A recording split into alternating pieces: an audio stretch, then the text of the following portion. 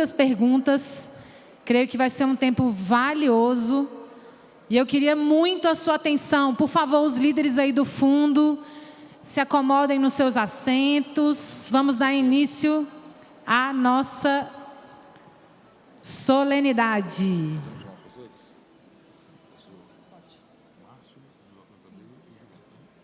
Então vamos lá. Gostaria de convidar aqui o pastor Márcio Simões. Uhul! Tomar uma salva de palmas aqui para o nosso pastor Márcio. Glória a Deus. Gostaria também de convidar o bispo JB Carvalho, por favor. Uhul! Palmas para o bispo JB Carvalho. E o pastor Gilberto Araújo. Cadê o pastor? Está vindo ali atrás. Glória a Deus. Glória a Deus. Gente, estava também no nosso cronograma o nosso amado pastor Pereira para participar desse momento. Inclusive, ele recebeu perguntas diretas para ele. Mas, nesse momento, ele foi chamado a servir.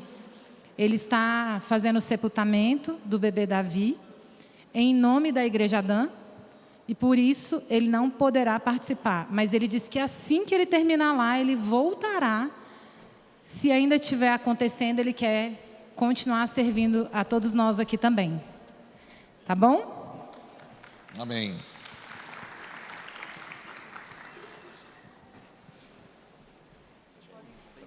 Vocês podem pegar cada um um microfone.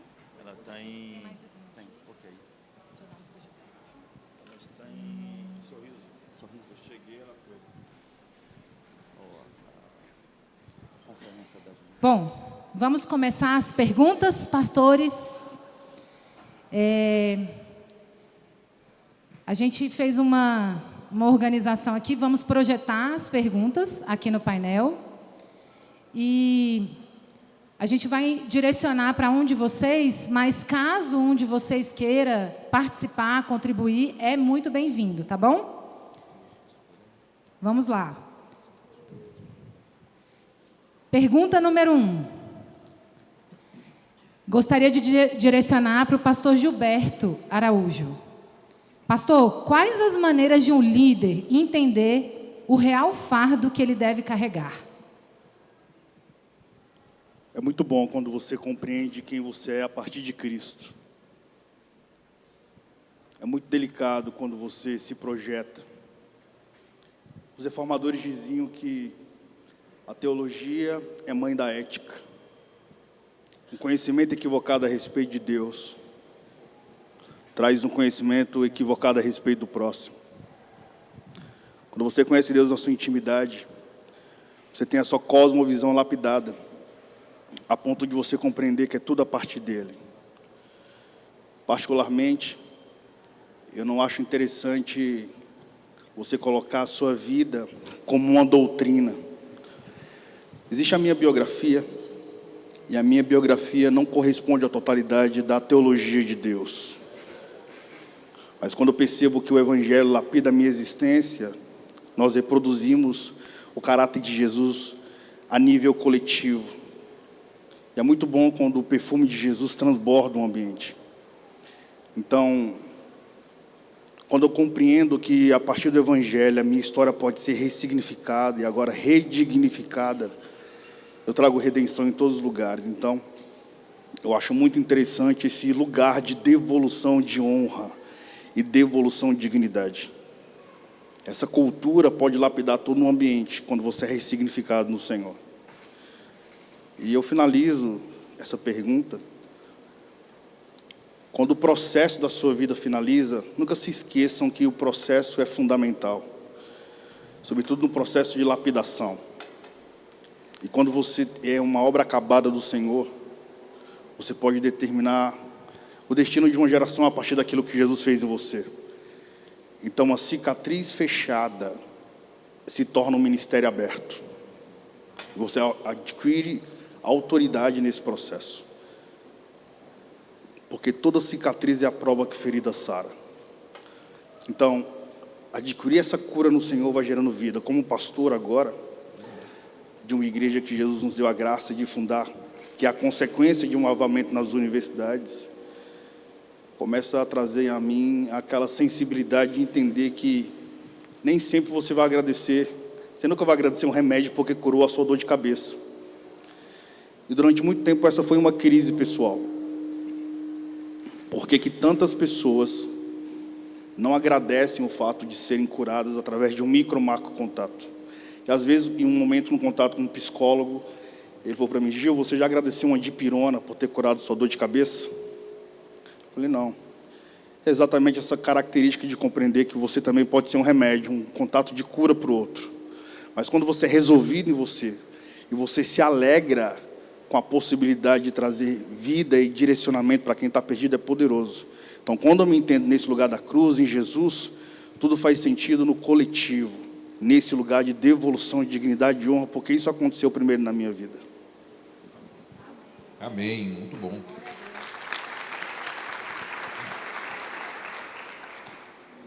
A segunda pergunta vai para o pastor Márcio Simões. Qual o maior desafio em liderar? Seria não se envaidecer pela sensação de poder? Tá, gente, a liderança sempre será desafiadora. Eu costumo dizer que dentro de nós tem um monstro e que se a gente não domina ele, ele acaba nos dominando. Esse monstro tem um nome, que é vaidade. O empoderamento, ele traz o risco da vaidade aflorar, e a gente tem que aprender a lidar muito bem com isso. O bispo JB, ele falando aqui, agora há pouco, ele trouxe algo que me chamou muita atenção.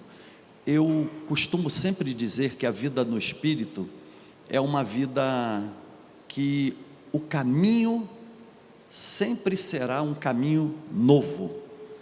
E eu lembro que um líder como Josué, e eu não havia combinado com ele, porque a gente não falou, ele estava viajando. Na minha fala, hoje pela manhã, eu tracei um paralelo entre Caleb e aquele homem que multiplicou os 5 talentos, né? Então, eu fiquei muito grato a Deus em ouvi-lo falar, agora há pouco, mas ouvindo aqui essa pergunta, como lidar com isso? Primeiro, a liderança é algo que surge naturalmente. Agora, os fatos testificam a qualidade de uma liderança. Josué, por exemplo, foi um líder que aprendeu, foi aluno de Moisés, né? Eu disse hoje cedo que quando o homem tem conhecimento de coisas, eu, por exemplo, gosto de me tornar aluno dele, porque ele pode ser meu professor, e aí eu também vou poder passar, transmitir a outros. E Josué fez isso de uma forma muito interessante, traçando na vida do povo de Israel até a entrada em Canaã, um perfil de uma liderança que estava construindo algo que alcançaria a descendência não só dele, mas a descendência daqueles que entrassem com ele na terra. No capítulo 3, eles estavam carregando a arca, capítulo 3 de Josué, estavam carregando a arca, e eles tinham que atravessar o Jordão, e naquela época o Jordão tinha águas assim mais volumosas e tal, e ele então chamou a liderança, né? O bispo falou assim, um bom líder lidera outros líderes. Ele não tem seguidores, ele não lidera seguidores, ele lidera outros líderes. E Josué tinha esse perfil, essa característica. E no capítulo 3, do verso 3 ao 5, diz lá assim, e vocês vão medir 2.000 côvados, né? Quando vocês estão com a arca, vocês vão medir 2.000 côvados, e vocês estarão atentos, porque por este caminho vocês nunca haviam passado antes. E aí então ele, diante das águas do Jordão, ele declara que santifiquem-se hoje, porque amanhã o Senhor fará maravilhas no meio de vocês. Então o líder, ele precisa dominar-se a si mesmo, para que ele possa liderar outros líderes. Esse é o grande lance da vida cristã atual, e muita gente na liderança cristã no mundo inteiro está sendo despertado pelo Senhor para exercer essa liderança, uma liderança que vai influenciar e vai formar e provocar o surgimento de outros líderes. Eu gostaria muito, eu desejo isso, de que os meus olhos possam ver uma nova geração de líderes cristãos sendo levantados, sabe? E eu creio que é isso, é entender que o caminho do líder é liderar outros líderes. Por este caminho nunca passaste antes. A gente precisa ter esse entendimento de que Deus nos guia. A gente tem que estar aberto a isso, para Deus estar nos guiando por caminhos novos. Para isso é necessário que a gente não bata no peito e diga, eu sei tudo. Pelo contrário, a gente aprende uns com os outros. Muito obrigado, gente. Eu queria aproveitar a oportunidade, e eu sou muito de falar, dando exemplos do que a gente vive, né? E essa pergunta me fez lembrar novamente de algo que a gente conversou na hora do almoço, eu e a Sinara, porque ela fala assim: qual o maior desafio em liderar? Eu tenho certeza que os 3 pastores, eles ficariam aqui uma semana tranquilo, falando todos os desafios que eles enfrentaram, que não foram poucos, até pelo tempo, né, que estão pastoreando. Mas seria não se envaidecer pela sensação de poder? Eu me lembrei de algo hoje, na hora do almoço, dentro de um assunto que eu e Sinara estávamos falando, de que eu louvo a Deus. Eu até falo isso com muita gratidão a Deus mesmo, de que no nosso momento mais difícil, financeiramente falando, até de maneira ministerial, né? Até ele nem sabe do que eu vou dizer.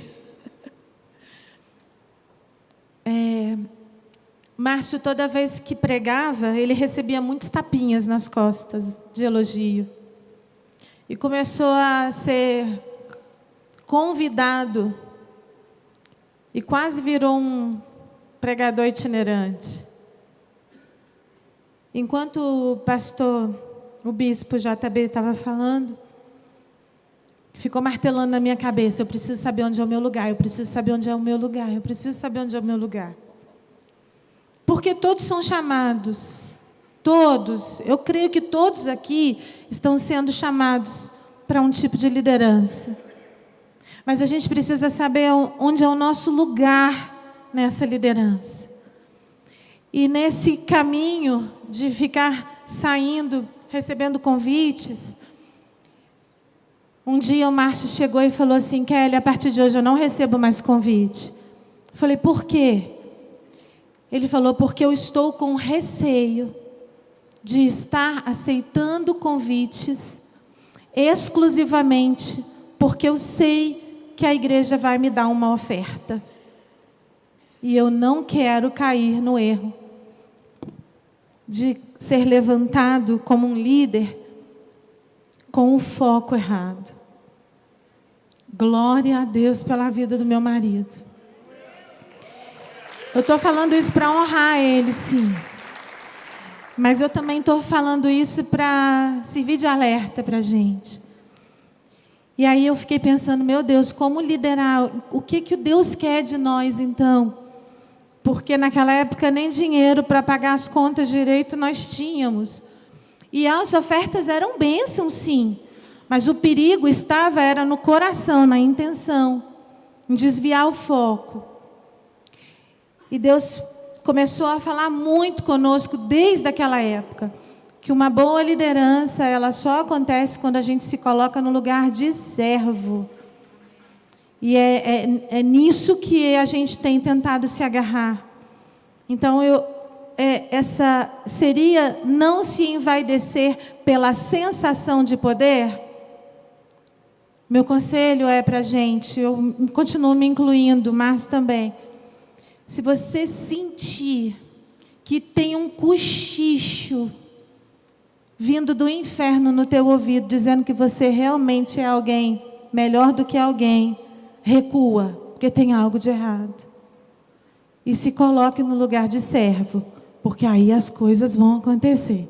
Perdão, mas eu precisava falar isso por tudo que a gente está vivendo aqui na igreja, toda a questão de conteúdo de Tadel. Perdão interromper.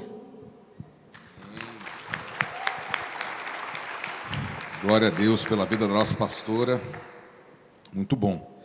Vamos agora com mais uma pergunta ao Bispo JB. Hoje, vejo em diversos lugares as lideranças muito sobrecarregadas. Ao meu ver, sempre foi assim. Como a liderança deve agir para não se sobrecarregar com as diversas demandas da igreja? Então, ótima pergunta. A gente tem aí uma doença, uma crise em matéria de saúde emocional, é uma epidemia, né? Mas as pessoas estão muito cansadas, muito estressadas. Se você vai à Bíblia, os maiores homens do Antigo Testamento, eles caíram por conta do cansaço. O cansaço te faz tomar decisões erradas, você vê os problemas maiores do que são, você fica negativo, você encurta a sua vida, você tem uma falência ou um extremo cansaço adrenal, como Elias. Elias, ele ficou tão cansado que foi para a caverna pedir para morrer. Ficou tão exausto que foi substituído, porque a pergunta é: por que Deus tirou Elias do jogo? Porque um líder com o poder espiritual que Elias tinha, e o testemunho e a história, cansado, ia se tornar um grande problema. O que a gente tem que entender é que um líder cansado é um grande problema. Aí vem aquela piada, né? Diz que o pastor foi tirar férias, foi para a praia, chegou lá na praia, encontrou um membro da igreja e ele falou: "Ué, pastor, o que você está fazendo aqui?" "Estou descansando." Aí o membro da igreja disse: "Mas o diabo não descansa." Ele falou: "Pois é, eu não sou o diabo."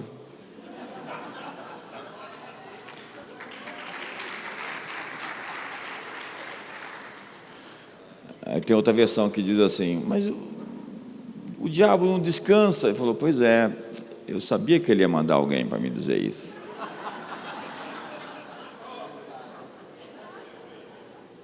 Então, se você pega Elias, ele foi substituído no segundo tempo. Eliseu entrou no lugar dele no jogo, porque ele ia se tornar um grande problema. Um líder cansado pode ser um grande problema. O segundo exemplo é o exemplo de Moisés. Moisés ficou cansado com a murmuração dos próximos. Nada cansa mais a gente do que a murmuração dos íntimos. Quando tem gente no seu time que reclama, gente próxima, isso realmente extenua o líder. E Moisés, orientado para falar a rocha, bateu na rocha 2 vezes. Ficou fora da terra prometida, porque Deus disse que aquilo foi uma ofensa. Ele já tinha ficado cansado antes, jogou as tábuas da lei no chão, quebrou as tábuas. Deus, está bom, tudo bem. Mas agora ele repete, ele bate na rocha. E ele fica de fora da terra prometida, porque o homem mais manso de toda a terra perde a paciência. Se o homem mais manso de toda a terra perde a paciência, imagina eu. E o terceiro exemplo é Davi. Davi está lá de pijama, nos dias que os reis faziam guerra, assistindo Netflix, o seriado Betseba.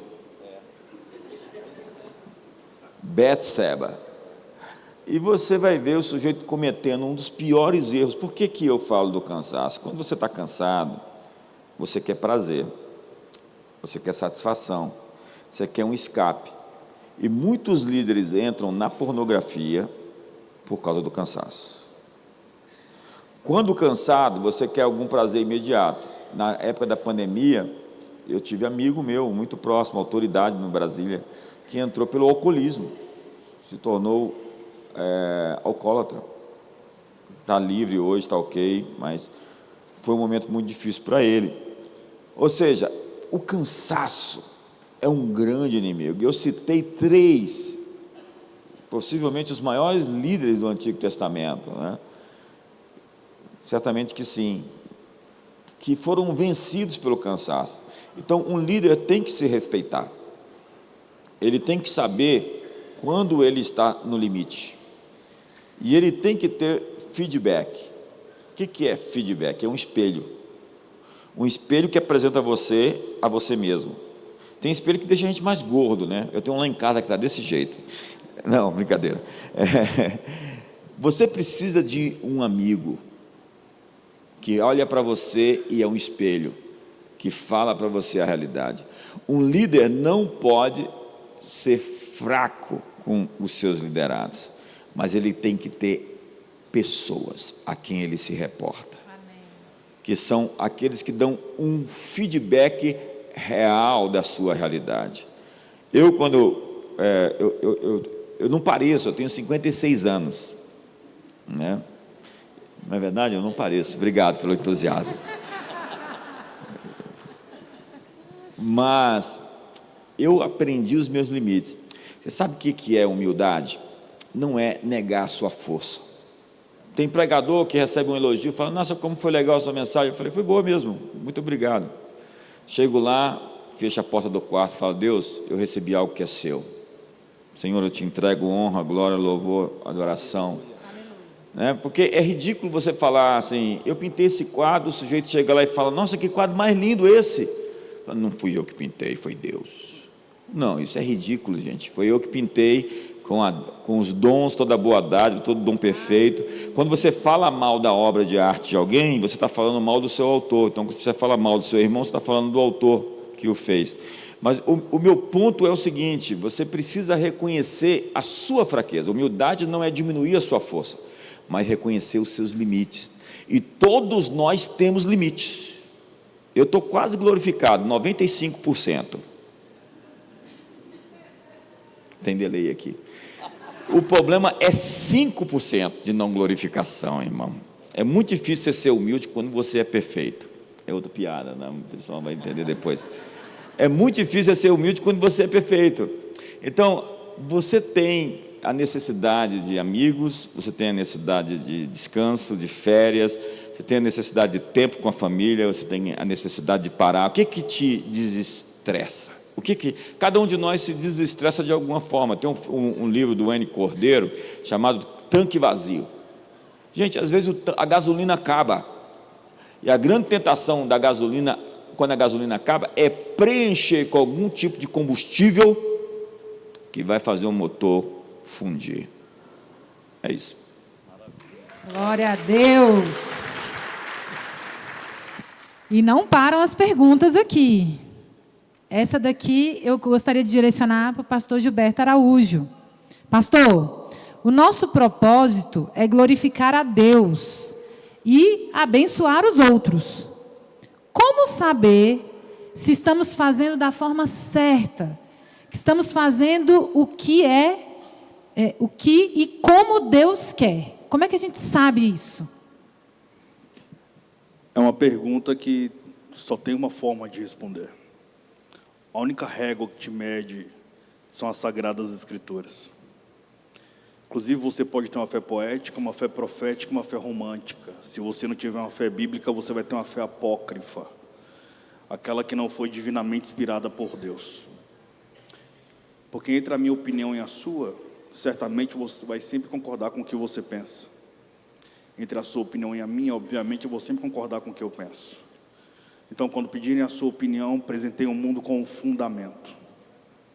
Sobretudo com um fundamento bíblico. É a única forma, a única balança que determina se eu estou correto ou não, são as Sagradas Escrituras. Eita, glória a Deus. Pastor Márcio Simões. Como ter razão sem ser julgado? Exemplo, estou em uma discussão e vou dar uma opinião, baseado na palavra. E a pessoa acha ruim e fala, você está me julgando, ou você está me atacando. Como é que eu lido com isso? Maravilha. Bom, eu quero aproveitar aqui e agradecer muito ao Bispo JB Carvalho, Pastor Gilberto Araújo. Gente, esses homens são homens que Deus tem usado, né? Muito, e eles destinaram tempo para nos abençoar. Olha como eu fui ministrado, que coisa boa, né? Receber esses homens de Deus aqui. Você foi equipado? Você foi ministrado? Você pode dizer amém? Pois é, voltando aqui à pergunta dificílima, ao finalizar a mensagem, a palestra de hoje, né, lá eu argumentei em cima de 5 pontos. Um deles era a razão. E eu, assim, tive todo o cuidado de falar sobre o perigo das nossas opiniões e dos nossos julgamentos, né? O Senhor Jesus, ele falou que com o mesmo critério que eu julgo, eu serei julgado. Essa é a grande prova de que a justiça de Deus, ela é diferente da nossa justiça. Em Gênesis 15:6, está lá, creu no Senhor Abrão, e isso lhe foi imputado como justiça, ou seja, era uma marca de Deus na vida do patriarca, que obedeceu um comando de Deus, dizendo, sai da tua terra, da casa do teu pai, da tua parentela, e vai para uma terra que eu te mostrarei, Gênesis 12:1. E aí é interessante que a partir dali, Deus começou a abençoar a vida de Abraão. Mas assim, nós líderes da igreja moderna, a gente realmente precisa ter muito tato, porque a gente lida com um universo muito grande de pessoas, né? Como o bispo JB falou, o nosso negócio é pessoa, né? O nosso negócio são as pessoas, e a gente se relaciona. A Igreja Adã, principalmente, né?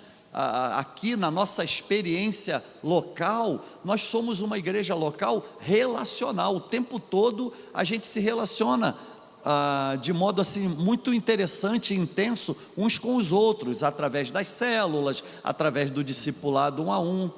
Mas assim, um dos grandes perigos que realmente a gente enfrenta é na hora de emitir uma opinião ou um julgamento a respeito de alguém.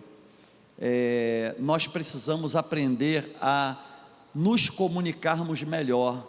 Nós precisamos aprender a nos envolver mais na vida um do outro, desarmados, ou até mesmo despidos, sabe? A gente não pode ter medo de mostrar para quem se relaciona com a gente onde é que estão as nossas rugas, os nossos calos, as nossas estrias, as nossas celulites, os nossos joanetes.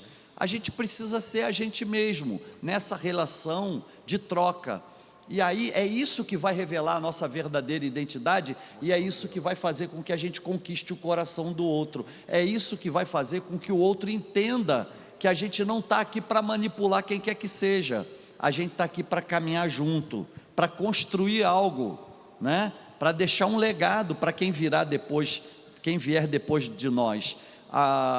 O apóstolo Paulo, escrevendo aos Gálatas, capítulo 6, versículo 2, ele disse assim, levai as cargas uns dos outros, e assim cumprireis a lei de Cristo. A lei de Cristo não é outra lei, senão a lei do amor, né? E o apóstolo João disse, nós amamos porque ele nos amou primeiro. Então, nessa relação, onde alguém pode até vir a questionar, a se colocar em oposição a alguma coisa que eu esteja ministrando ou lidando, Eu preciso entender que se eu empreender amor, que se a minha opinião e o meu julgamento estiverem submetidos à autoridade de Deus, eu serei bem-sucedido nisso, né?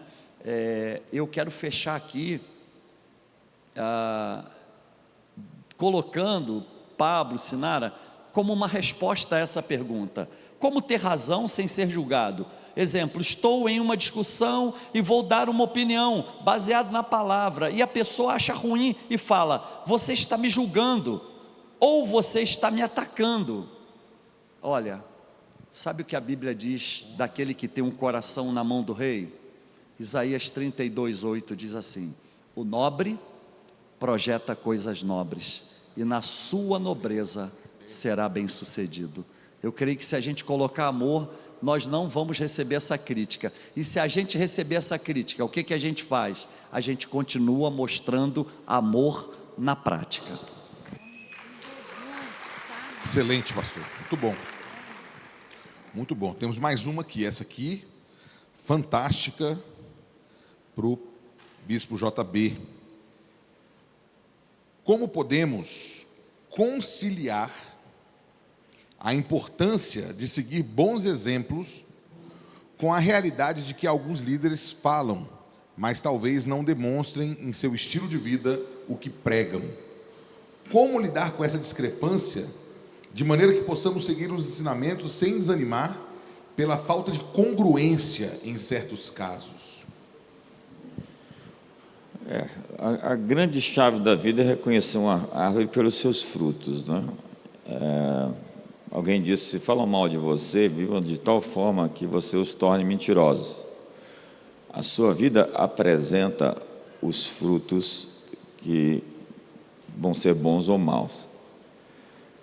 E a questão é unir ortodoxia e ortopraxia, né? É aquilo que você diz que acredita com aquilo que você faz. E os exemplos são vastos, são vários, né?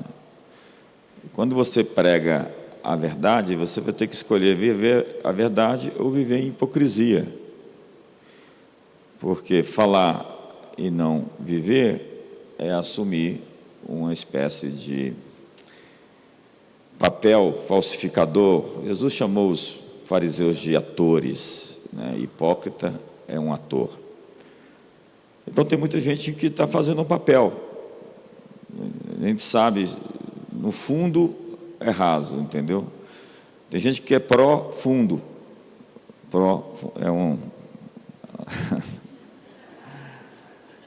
Então, no fundo, você vai ver, se você investigar mais e mais fundo, você vai perceber que a mensagem não é correspondente à prática. E esse é o grande desafio de todo pregador, né? E reportando aqui a pergunta anterior, a Bíblia não diz para você não julgar. A Bíblia diz para você saber que quando você julgar, você vai ser medido pela medida que você deu. A Bíblia fala para julgar de acordo com o referencial fixo de conteúdo axiológico, que é as Escrituras, que é a Bíblia Sagrada. Então você tem que medir, você tem que julgar a partir das Escrituras, a partir do que Jesus preconizou. Jesus virou as mesas dos cambistas. Jesus falou coisas que no Jesus liberal, da teologia liberal da nova era, não cabe. Ele falou: se você é digno de mim, pôs a mão no arado e olha para trás, você não é mais digno de mim. Você tem que me amar mais do que sua família. Se teu olho te faz tropeçar, arranca ele fora. Raça de víboras. Uma vez eu escrevi uma coisa na internet, alguém estava fazendo alguma coisa, eu falei: um gambá cheira outro, ou seja, só um gambá suporta o cheiro de outro gambá. E o sujeito escreveu: você não pode ser um homem de Deus chamando os outros de bicho. Eu falei: pois é, mas Jesus chamou Herodes de raposa, de raça, de víboras, e o João o Batista, meu homônimo, também fez a mesma coisa de uma maneira muito, muito dura. A mensagem de João era muito dura. Então, o que dizer, né? A luz, o dia, vai julgar as obras da gente, né? A Bíblia diz que os segredos dos corações serão revelados. a gente vai ter um dia onde a gente vai ver com clareza a piada de alguém esses dias, né? Quando chegar na eternidade, a gente vai ter 3 surpresas. A primeira surpresa é: eu estou aqui no céu. Meu Deus do céu. A segunda surpresa é: fulano aqui, como pode? Logo ele. E a terceira é: cadê fulano? Muito bom.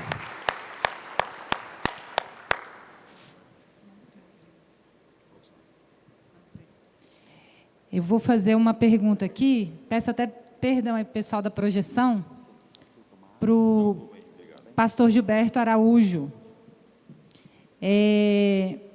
Está fora da ordem aqui que a gente combinou, gente, mas eu achei muito importante porque o pastor Gilberto lida com muito jovem e eu creio que essa pergunta cabe para todo mundo, mas acredito que o senhor deve ouvir muito sobre isso. Olha a pergunta. Sei que minha imaginação é boa, pois ela me traz planos... Ah, não, desculpa, não é essa não. Ah, tá certo. Sei que minha imaginação é boa, pois ela me traz planos para empreendimentos. Porém, sinto que me sujo em um certo ambiente que frequento. Porém, não posso deixar de frequentar esse ambiente e de encontrar com essas pessoas. Como é que eu faço com isso?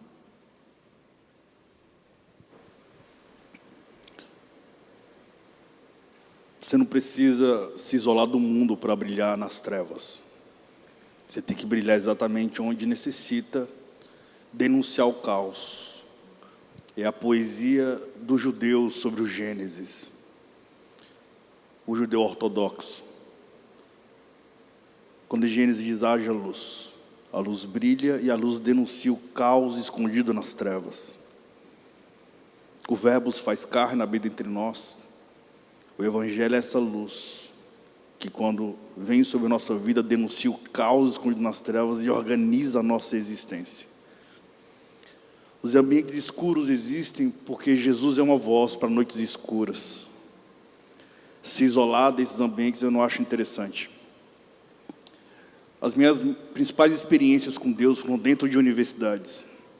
Eu ministrei em 580 instituições acadêmicas, em toda a América Latina e em alguma parte da Europa. E as minhas principais experiências com Jesus foi dentro da UNB, Universidade de Brasília. Escrevi 2 livros sobre isso. O primeiro, Não Sei Discipular Anjos, da editora do André Fernandes, que hoje foi transicionada a Manifesto.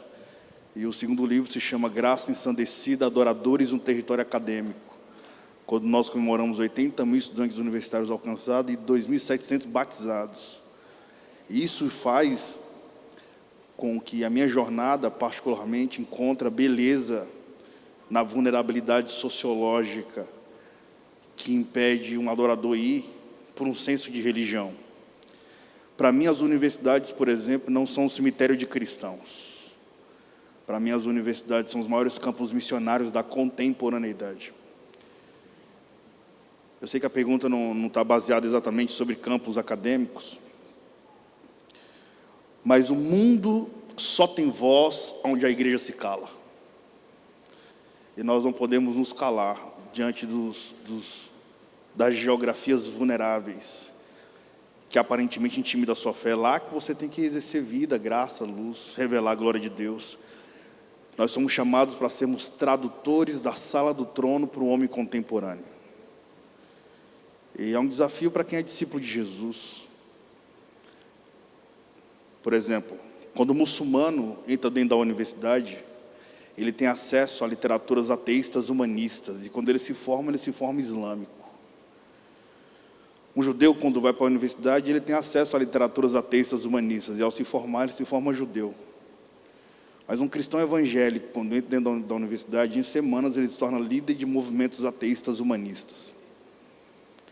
Eu tenho uma tese de mestrado chamada Êxodo Eclesiástico, Êxodo Saída, Eclesiástico Igreja, Saída da Igreja. A secularização dos jovens evangélicos quando entra dentro da universidade.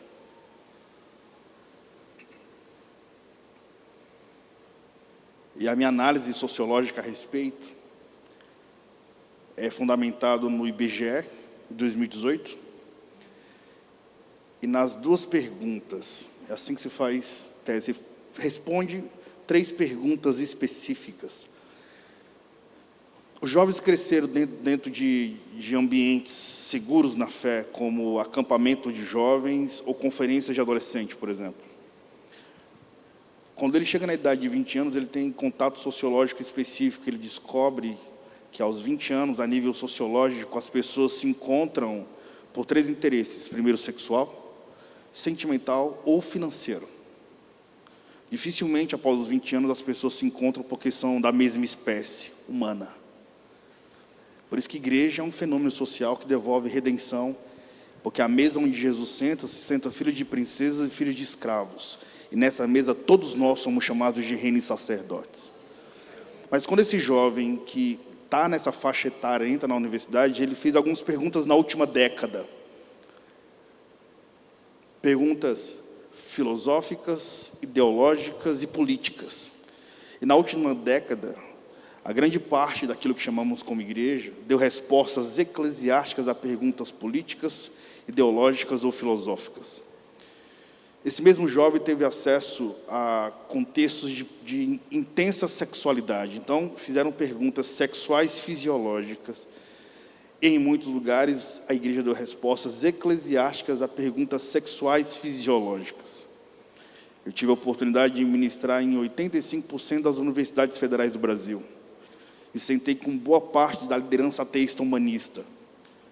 Dessas, 79%, a liderança ateísta humanista das universidades que eu tive a honra de ir, 79% são filhos de pastores ou filhos de senhoras de oração, que viveram esse êxodo eclesiástico. Insatisfeitos com essas respectivas perguntas, esses jovens entraram no êxodo, saíram da igreja. Esse êxodo tem data de validade. A igreja que sou pastor, eu passei 15 anos ministrando em campos universitários. Esses jovens se formaram, tiveram famílias. Alguns viveram o êxodo eclesiástico, mas eles retornam para a igreja na casa dos 35 anos para criar seus filhos, por causa da constituição familiar, mas vão muito carentes e sofridos. Então, a você que tem uma autodefesa a ambiente não cristão, eu quero te falar que é lá que você precisa traduzir Jesus. De Atos 1, Atos 15, eu finalizo com isso. De Atos 1, Atos 15, Jesus trabalhou com poder e maravilhas. De Atos 15 a Atos 28, o Senhor trabalhou com mudança de cultura. Para toda mudança de cultura, o Senhor nos dará uma arquitetura. E esse é o nosso mandato cultural. Revelar o reino de Deus em todas as esferas da sociedade, a tempo integral. Geralmente a arquitetura de Deus, a nível bíblico, são para pessoas improváveis. Por isso que o Senhor Deus encontrou um latifundiário, um homem do campo, que provavelmente trabalhava com reforma agrária, chamado Noé. Esse homem pega uma arquitetura de Deus e constrói uma arca, e ele salva o mundo pós-diluviano. Nós precisamos de jovens, de homens e mulheres, que honram o Senhor nos ambientes mais escuros da terra, como agentes do reino nessas geografias. E a minha oração é para que você não se intimide. Assim como Daniel foi intenso, foi levado cativo, ele era um escravo de luxo na Babilônia. Assim como José, que foi preso, mas tinha um princípio, era um tradutor de sonhos. No tempo certo ele traduziu o sonho certo. E ele honrou o Senhor. Daniel não judaizou a Babilônia, ele honrou a Deus nessa geografia. Que você venha ser um tradutor da sala do trono para o homem contemporâneo. E que você não deixe o seu time passar. Porque Deus costuma visitar o quarto ao lado. Isso aconteceu com Samuel, quando o sacerdote Eli não assumiu a posição sacerdotal dele. E Deus usou um garoto disponível para honrar o nome do Senhor. Amém.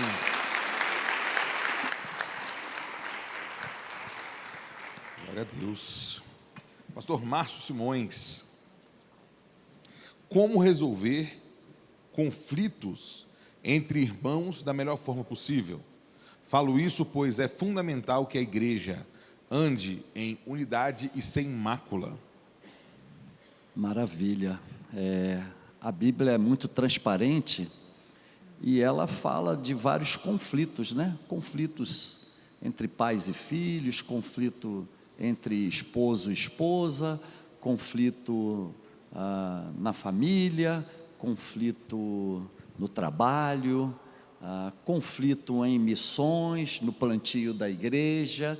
Nós vamos, em algum momento, esbarrar em pessoas que pensam diferente de nós, que têm um pensamento diferente, né?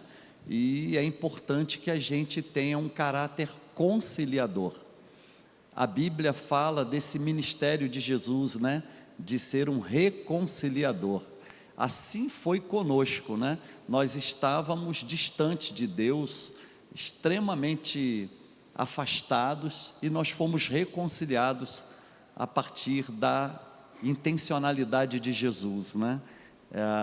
Romanos 5, verso 8 diz: mas Deus prova seu próprio amor para conosco, em que Cristo morreu por nós, sendo nós ainda pecadores.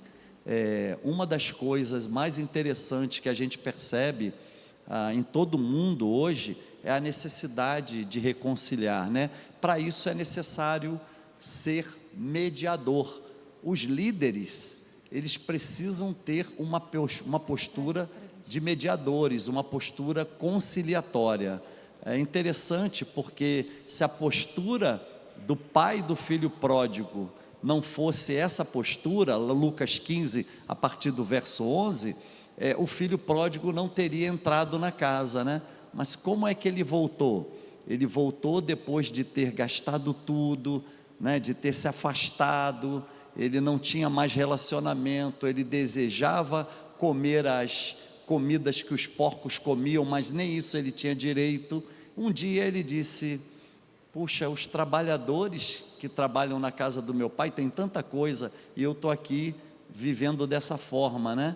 E aí então ele disse: levantar-me-ei, irei ter com meu pai, e lhe direi: pai, pequei contra o céu e contra ti, já não sou digno de ser chamado teu filho, me dá uma vaga aí de trabalhador na tua fazenda.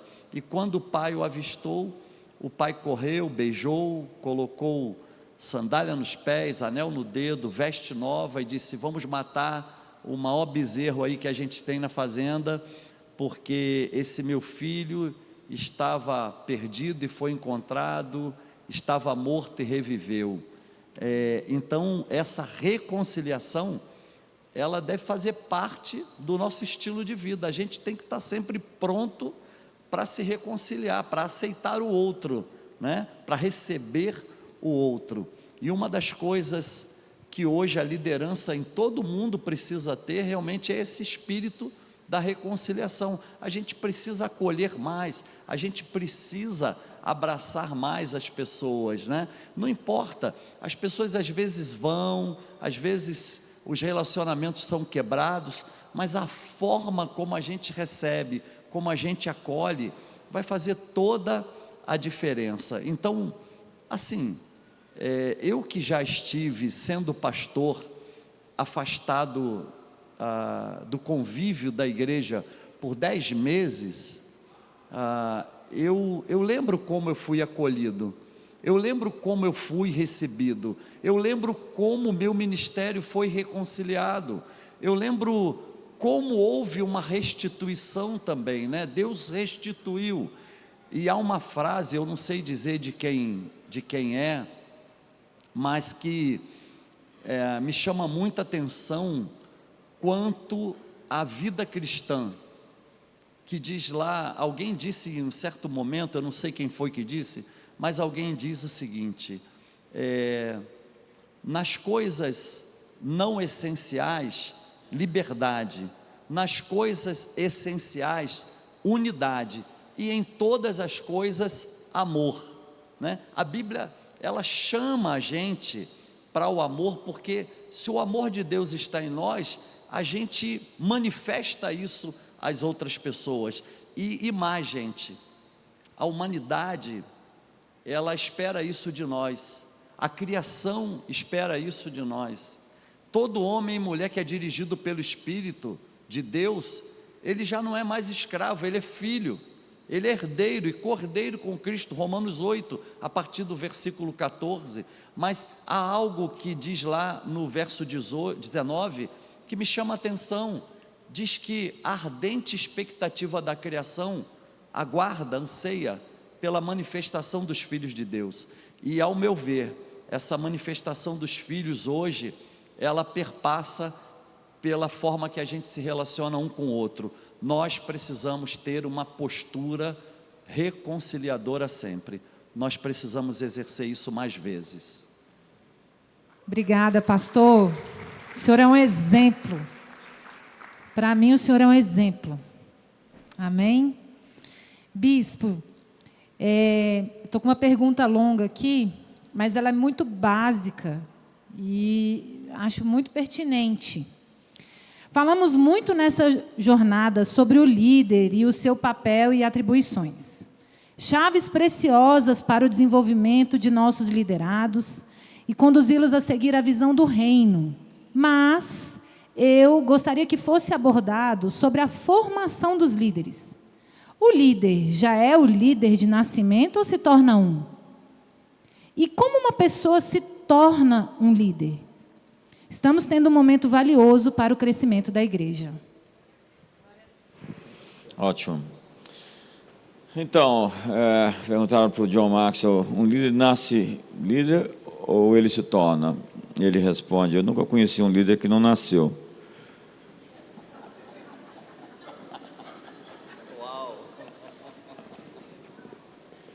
Ou seja, todos têm o potencial de desenvolver sua liderança, suas capacidades.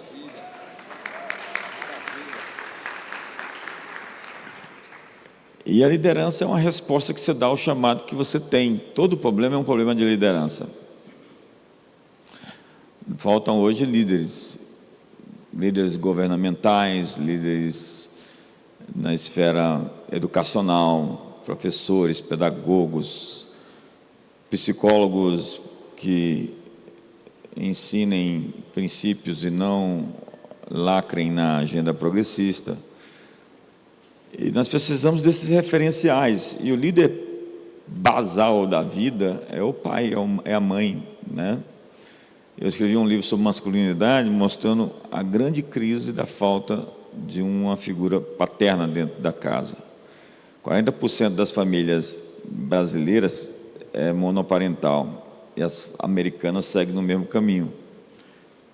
Quando a gente foi analisar o protocolo Moynihan, que foi o secretário adjunto do trabalho do governo Lyndon Johnson, ele vai mostrar que a pobreza americana não tinha cor, não tinha raça. Ela tinha um aspecto, o pai que virou as costas e foi embora. E aí tivemos castas matriarcais, onde uma mãe era mãe com 15 anos e vó com 30. Com 50 anos, havia uma ausência de homens e a presença de uma estrutura familiar disfuncional que gera todo esse caos social que nós estamos observando.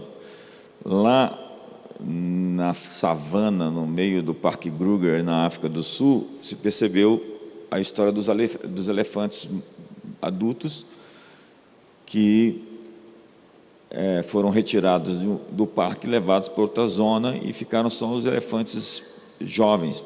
Os elefantes jovens começaram a matar os rinocerontes. Como se sabe disso? Porque colocaram câmeras para ver porque os rinocerontes estavam amanhecendo mortos. E descobriu que os elefantes estavam nervosos. E não é da natureza de um elefante atacar um rinoceronte. Então, eles pegaram os elefantes mais velhos, levaram de volta para o parque e juntaram com os mais novos. O autor do estudo, que é um PhD em psicologia, disse que elefantes não sabem ser elefantes se não crescerem do lado de um elefante mais velho. Assim como homens não sabem ser homens se eles não forem criados do lado de outro homem. Meninos não sabem ser homens se eles não foram criados do lado de homens maduros referenciais. Meu pai me ensinou a dar um nó numa gravata, meu pai me ensinou a colocar um anzol em um em uma linha para pescar. Essas são lembranças poderosas que marcaram minha vida. Meninos vão se tornar homens quando eles têm uma referência masculina. Então, um líder vai se tornar um líder quando ele tem alguém como uma referência. E mesmo nós que nascemos numa família ainda com a presença de pai e mãe, temos pais que vieram dessa herança do pecado de Adão, que são pessoas imperfeitas. Então nós precisamos de um encontro com o Papai Celestial, um encontro verdadeiro com a paternidade de Deus.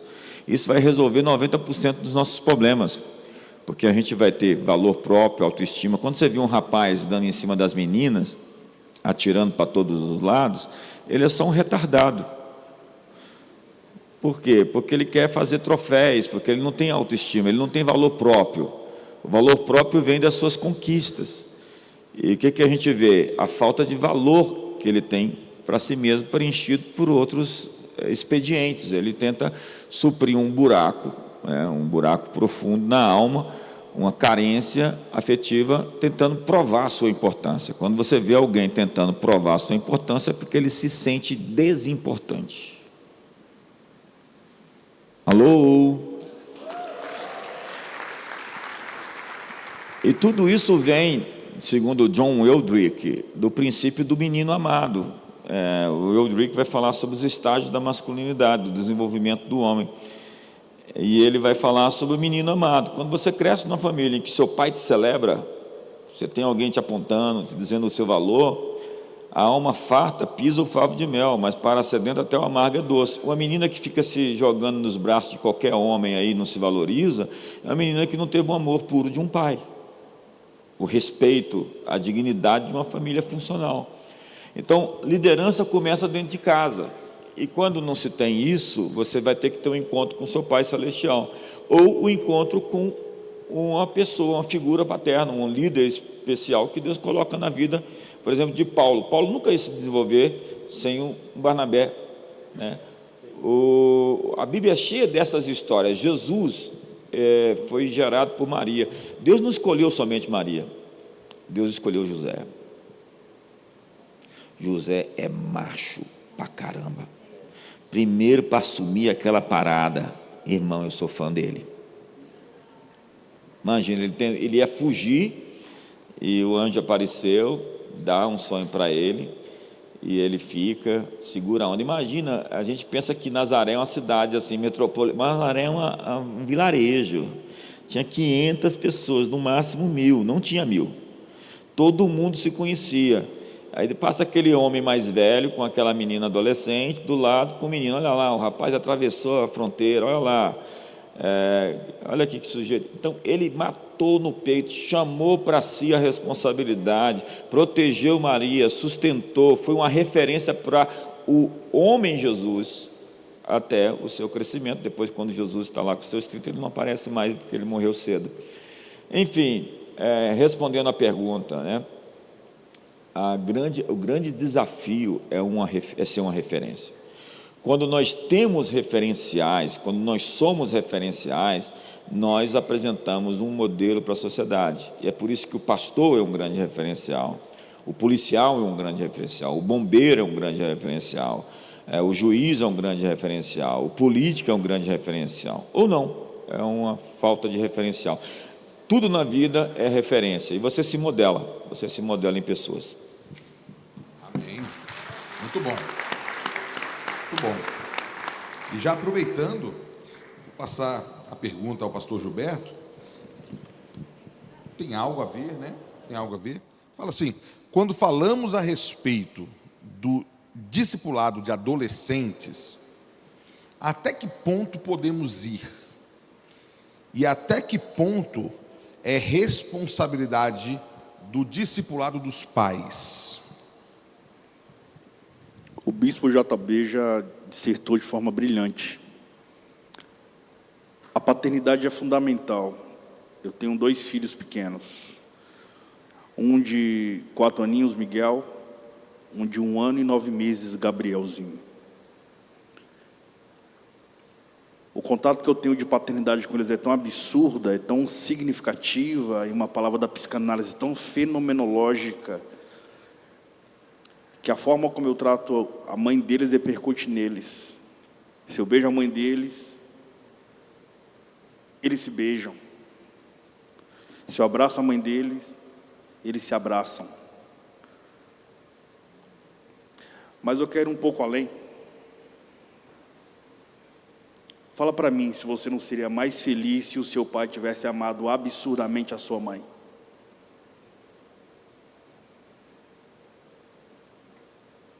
Quando o apóstolo Paulo, aos 64 anos, escreve a carta de Paulo a Timóteo, 1 Timóteo, escreve na Macedônia, no ano de 64. Macedônia é a Europa contemporânea. Paulo traz os atributos do episcopado. O bispo deve ser irrepreensível, marido de uma só mulher, apto a ensinar, não dado a vinhos, não amante ao dinheiro. Não pode ser novo convertido, para que não se ensoberbeça e caia na mesma condenação que caiu o diabo. Deve governar bem a sua família. Quando você exerce sacerdócio no ambiente familiar, a adolescência tem seu lugar de referência. Mas essa masculinidade restaurada a partir de um sacerdócio, a partir de Jesus, pode fazer toda a diferença.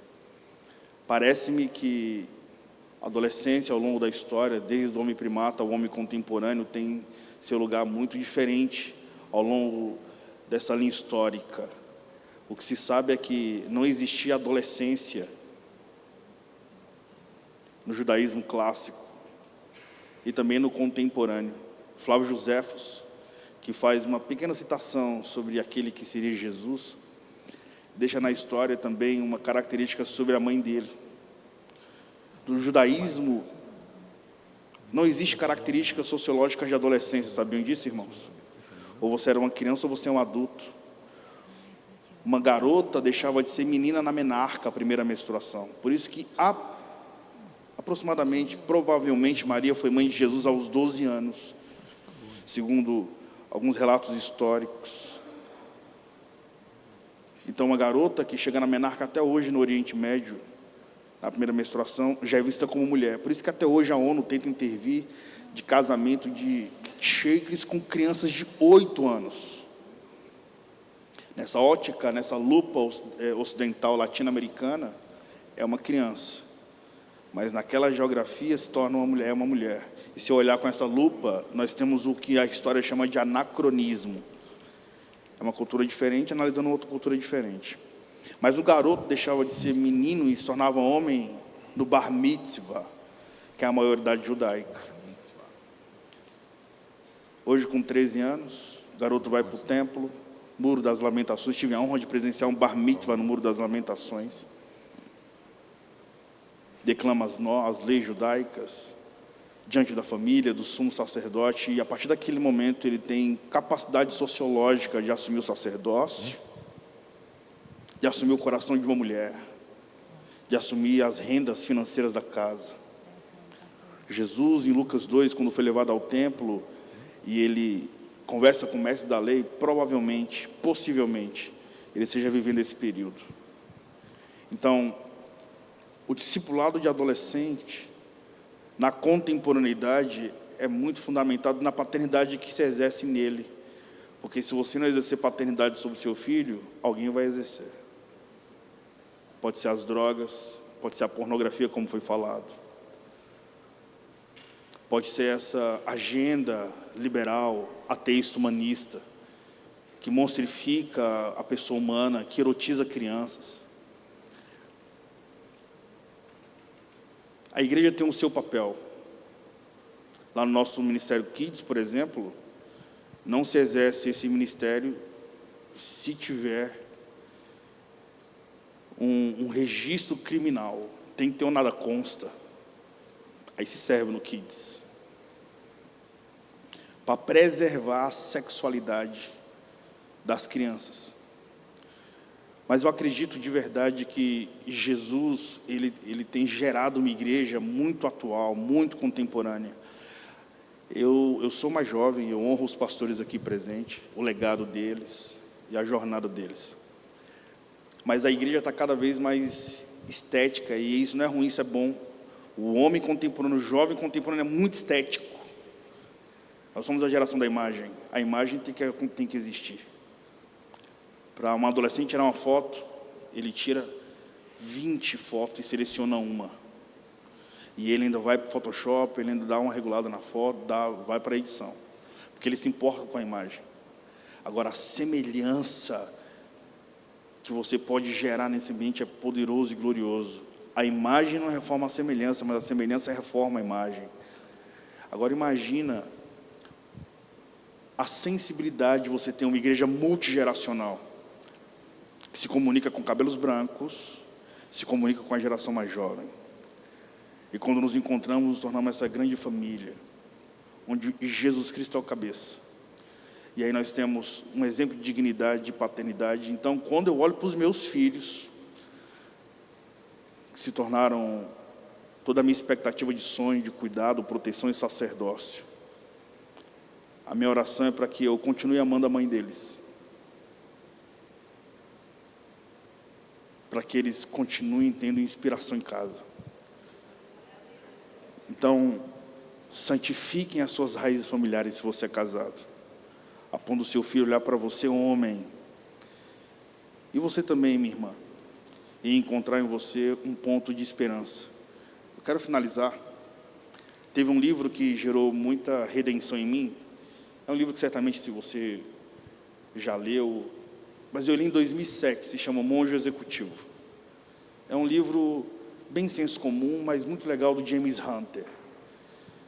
Esse livro ele fala de uma liderança servidora, e ele faz uma metáfora, ele diz: quando eu era criança, se eu saísse correndo, minha mãe me alcançaria, e quando ela me pegasse, ela iria me bater, e quando eu chorasse, ela queria me colocar no colo, e quando eu estava com fome, ela queria colocar alimento para me nutrir, e ela queria me dar água quando eu estava com sede. Hoje eu cresci. Se eu sair correndo, minha mãe não me alcança mais. Mas se ela falar: Gilberto, para, eu vou parar. Porque eu tenho o exemplo de uma mulher que me serviu a vida toda. Foi um exemplo de redenção, de amor. E uma raiz que me faz ter dignidade. É muito bom quando um jovem não faz algo errado porque lembra de um líder. Assim como também se lembra de Deus. Aleluia. Glória a Deus. Nós estamos quase encerrando. Temos mais duas perguntas aqui. Uma para o pastor Márcio, outra para o bispo JB. Então, pastor Márcio, se não quero liderar na igreja, mas quero liderar no mercado de trabalho com base nos princípios bíblicos, é errado? Objetivamente não é errado. Agora, se você é um cristão, você é um líder em potencial, né? Você convive numa igreja que te desafia, te encoraja o tempo todo a envolver-se com a liderança. A Bíblia fala da nossa lealdade nesse aspecto.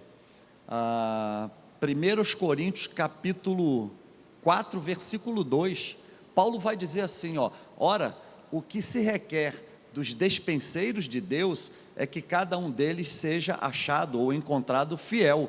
Então, o despenseiro é um mordomo, é um administrador, é um líder. Então, se você convive nessa fileira, você o tempo todo é instado, encorajado a exercer a sua liderança aqui, não é? E aí é interessante, porque, por exemplo, eu ouço aqui agora, né, o pastor Gilberto falando, o bispo JB falando, você percebe claramente que esses dois homens, nas suas experiências, né, no exercício da liderança cristã, o que eles fazem? Naturalmente, o tempo todo eles estão encorajando aquelas pessoas que estão ao seu redor para estarem liderando, para se envolverem com a liderança, e aí isso sim vai refletir lá fora. E aí, essa é a postura de um líder. Às vezes a gente tem pouco nas mãos, mas com pouco a gente pode fazer muito. O que aconteceu com aquele servo que recebeu do seu senhor 5 talentos? Mateus 25, 16. O que ele fez? o Senhor partiu e depois de um tempo voltou. Quando o Senhor voltou, o que encontrou nas mãos dele? Não somente 5 talentos, mas 10 talentos. Ele entregou nas mãos do Senhor e ouviu do Senhor o seguinte: servo bom e fiel, foste fiel no pouco, sobre o muito te colocarei, entra na alegria, no gozo do seu Senhor. Eu lembro de Winston Churchill, que foi primeiro-ministro da Inglaterra durante a Grande Guerra. Ele enviou as tropas britânicas para a guerra, e quando aqueles soldados voltaram da guerra, ele passou em revista aquela tropa, que era uma tropa limitada, pequena, mas ele fez uma declaração que chama muita atenção a nós que somos líderes e queremos ver as pessoas envolvidas com a liderança. Ele disse assim: nunca tão poucos fizeram tanto com tão pouco. Amém. É isso. Amém. Muito bom. Glória a Deus.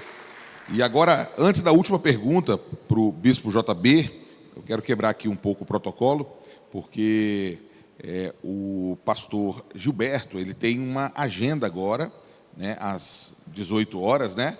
E então nós nos comprometemos em liberar o pastor Gilberto nesse horário. E nós queríamos aqui, pastor, como igreja, né, te dar uma lembrança, uma singela lembrança aí, desse momento, desse tempo. Muito obrigado.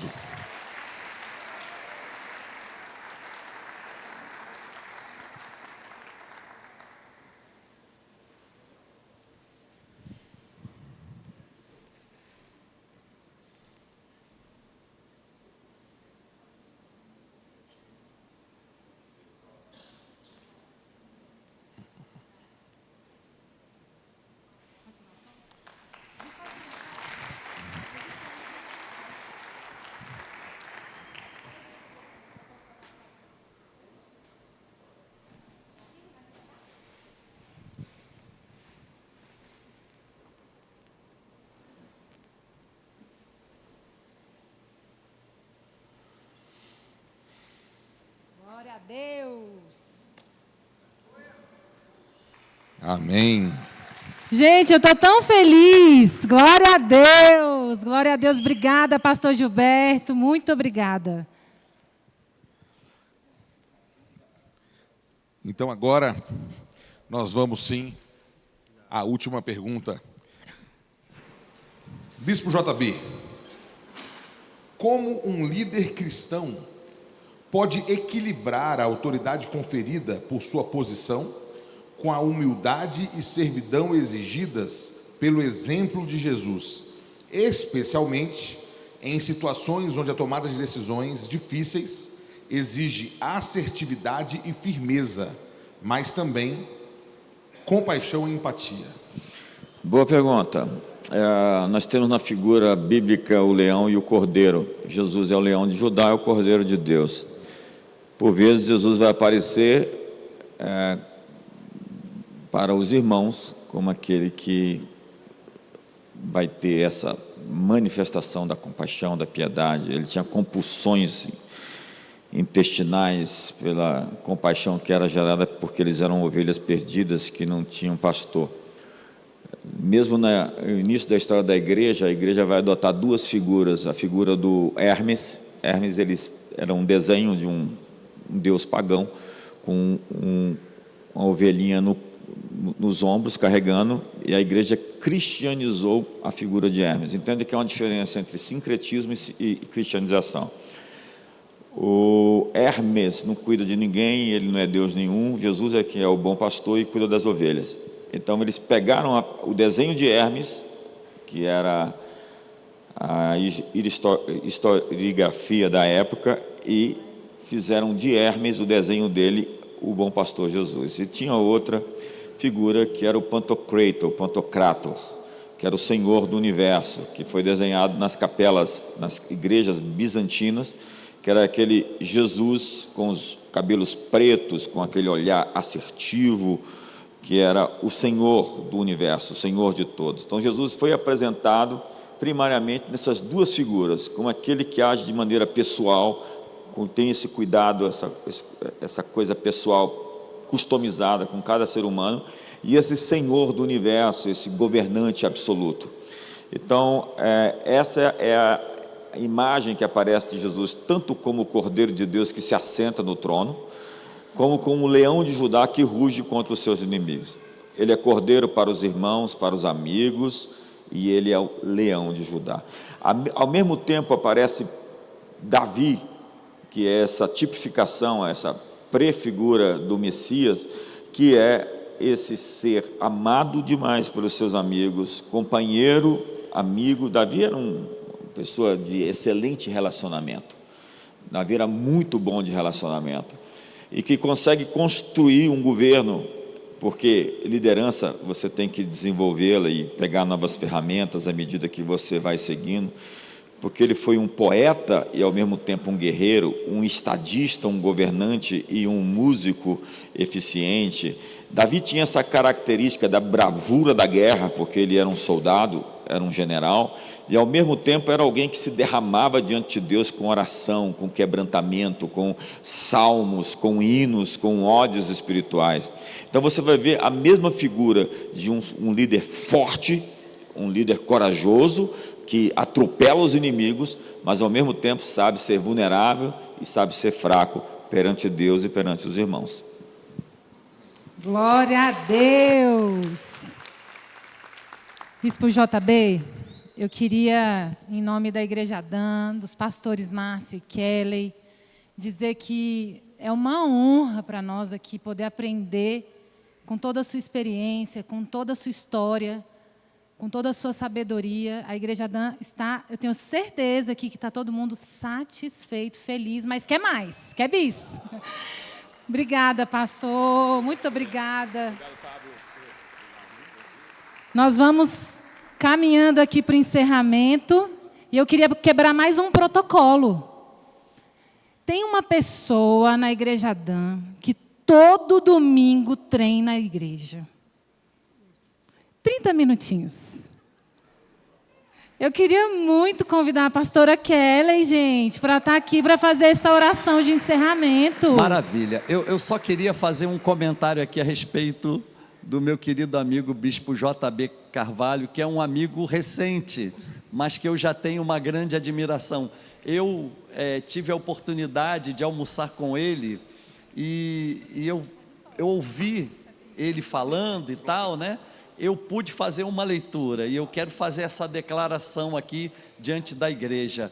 Eu pude vê-lo como um homem de Deus que tem voz profética e pés apostólicos.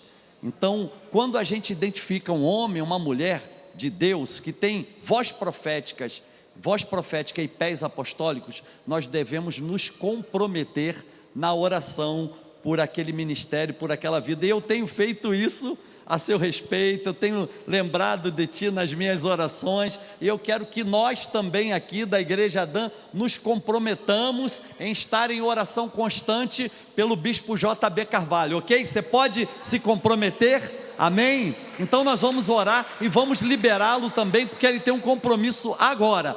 Bispo, muito obrigado, tá? Obrigado demais, viu? Que o Senhor alavanque mais ainda do que já tem alavancado o seu ministério, que tudo quanto você puser as mãos, que o Senhor venha confirmar, e seja sobre você a graça bendita e salvadora de Jesus. Amém. Kelly, faça essa oração aqui que a gente tem que liberar o bispo. Amém, glória a Deus. Estamos felizes.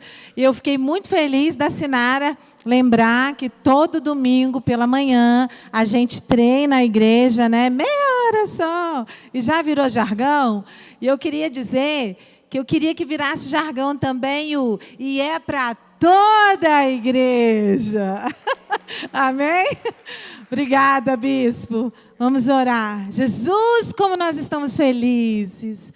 Obrigada, Deus, Que dia especial, que dia reservado para sermos treinados, não por homens, mas por Ti, pelo Espírito Santo. O Senhor nos treinou através desses pastores que têm se dedicado tanto ao Teu reino.